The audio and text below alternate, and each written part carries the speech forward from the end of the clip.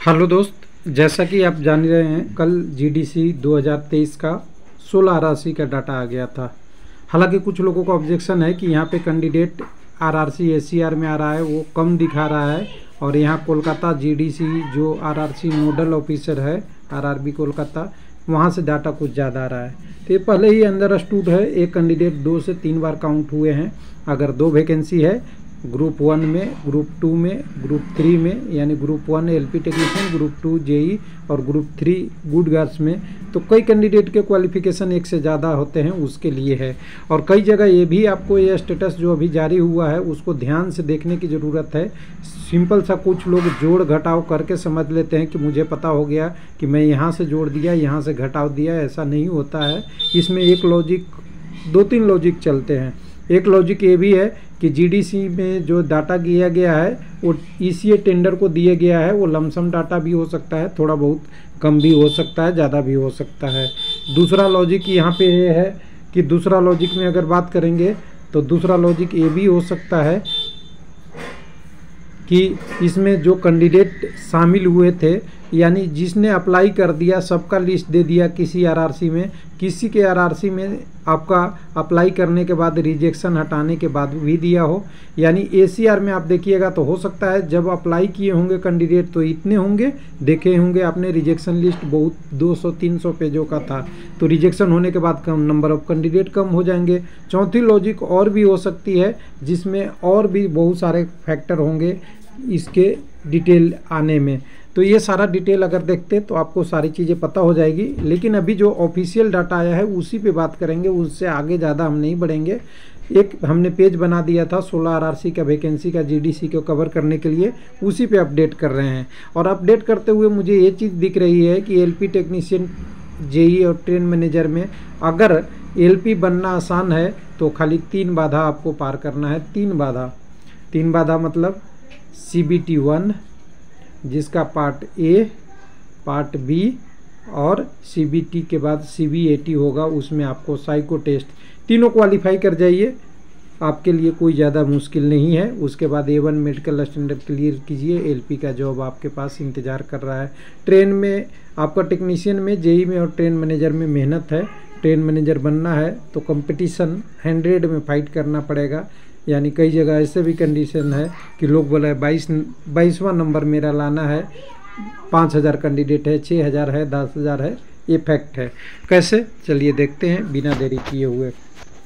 तो मैं ये पोस्ट बना दिया था जिसका डिस्क्रिप्शन में लिंक दे दूंगा। ये है आपका railwaylifelb.com, हमारे वेबसाइट पे हमने इसका लिंक बना दिया था जीडीसी के लिए, जिस पे आपको टोटल वैकेंसी का हर आरआरसी का 1 से लेकर 16 आरआरसी तक नोटिफिकेशन मिलेगा। और अप्लाई करने का उस समय लिंक अगर आ गया था तो वो दिया हुआ था। अभी हमने एक आरआरसी में नीचे और ऐड करना शुरू कर दिया हूँ, इसी में अपडेट कर रहा हूँ। हालांकि अभी 4 ही आरआरसी के अपडेट कर पाया हूँ।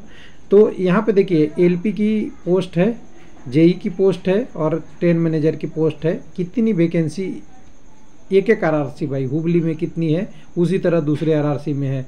Number of candidate group 1, group 2 और ग्रुप 3 के लिए 1 एलपी, 2 टेक्नीशियन, 2 जेई और 3 गुड गार्ड्स के लिए कितने लोग अप्लाई किए हैं, साथ के साथ मैं लिखते जा रहा हूँ। ग्रुप 1 ए हो गया ऊपर में, ग्रुप 2 हो गया, ग्रुप 3 हो गया, अगर नहीं पोस्ट है तो 0।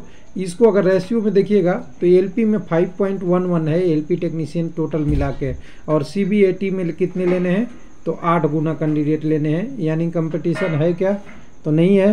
हुबली में केवल आपको क्वालिफाई करना है पार्ट ए और पार्ट बी, आपका CBAT के लिए नंबर आएगा, ये लिख लीजिए, ख़त्म कहानी एलपी का। गुड गार्ड्स में अगर देखेंगे तो यहाँ पे जेई की गुड गार्ड्स की वैकेंसी 0 है।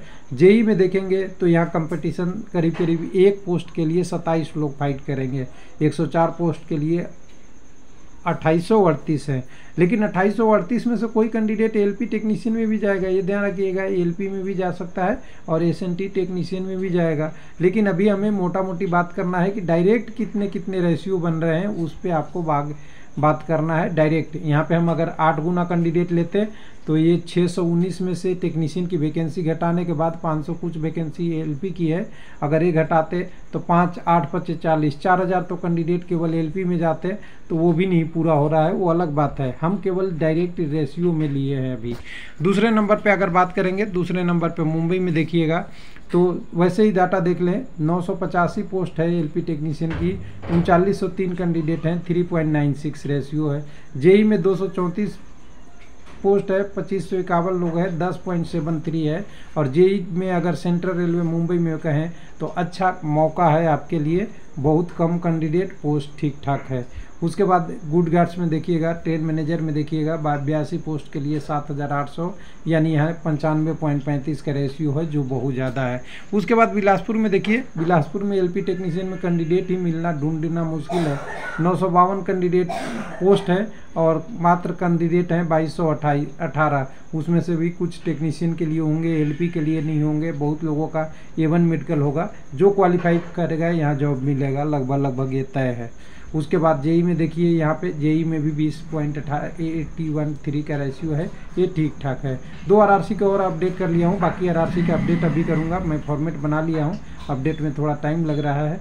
ईआर में देखिएगा, ईआर कोलकाता की बात कर रहे हैं, 6.20 का रेशियो है, जो सबसे टफ बोन माना जाता है एलपी टेक्नीशियन के लिए। वहाँ भी 8 गुना कैंडिडेट पूरा नहीं हो रहे हैं। जेई में तो यहाँ भी ठीक ठाक है, 16.72 का रेशियो है। और गुड गार्ड्स या ट्रेन मैनेजर में 57.80 का रेशियो है। कुल मिला के कहें ईआर इस बार जीडीसी के लिए अच्छा जोन में साबित होने वाला है, बहुत बुरा नहीं है, बहुत आरआरसी से अच्छे कंडीशन में है।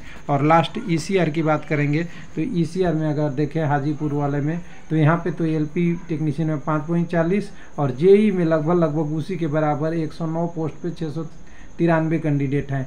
लेकिन यहाँ पे गुड गार्ड्स में बहुत कम पोस्ट था, 5 पोस्ट था ट्रेन मैनेजर के लिए, इसलिए 1419 है। तो यहाँ पे 300 कैंडिडेट में आपको फाइट करना है, मतलब 284 कैंडिडेट में एक का सिलेक्शन होगा, जो कठिन है। और इसमें सीबीटी के बाद डायरेक्ट सिलेक्शन है, ये भी एक फैक्टर है।